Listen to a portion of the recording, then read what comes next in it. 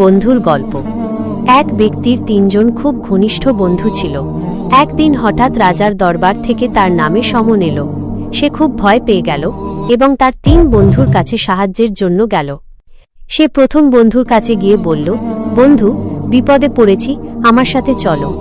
বন্ধুটি বলল, দুঃখিত, আমি তোমার ঘরের দরজা পর্যন্ত যেতে পারি, এর বেশি এক কদমও নড়তে পারবো না। 2. সে দ্বিতীয় বন্ধুর কাছে গেল। সেই বন্ধু বলল, আমি তোমাকে শুধু রাজদরবারের গেট পর্যন্ত পৌঁছে দিতে পারবো, ভেতরে তোমার সাথেই তোমাকে লড়তে হবে। 3. হতাশ হয়ে সে তৃতীয় বন্ধুর কাছে গেল। এই বন্ধুর সাথে সে খুব একটা ভালো ব্যবহার করত না, কিন্তু বন্ধুটি বলল, ভয় পেও না, আমি তোমার সাথে ভেতরে যাব এবং রাজার সামনে তোমার হয়ে কথা বলবো। গল্পের গূঢ় রহস্য ও শিক্ষা। এই গল্পটি মূলত আমাদের জীবনের একটি রূপক।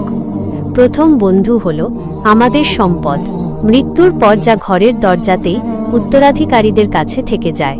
দ্বিতীয় বন্ধু হল আমাদের আত্মীয় স্বজন ও বন্ধু বান্ধব, যারা বড়জোর আমাদের কবরের গেট পর্যন্ত পৌঁছে দিয়ে আসে। তৃতীয় বন্ধু হল আমাদের নেক আমল বা ভালো কাজ, যাকে আমরা দুনিয়াতে অবহেলা করি, কিন্তু কবরে ও হাসরের ময়দানে একমাত্র সেই আমাদের সাথে থাকে এবং আল্লাহর সামনে আমাদের জন্য সুপারিশ করে। এই রূপক গল্পটি কি আপনার পছন্দ হয়েছে? এরকম মজার গল্প শুনতে সাথেই থাকুন আর চ্যানেলটিকে সাবস্ক্রাইব করুন।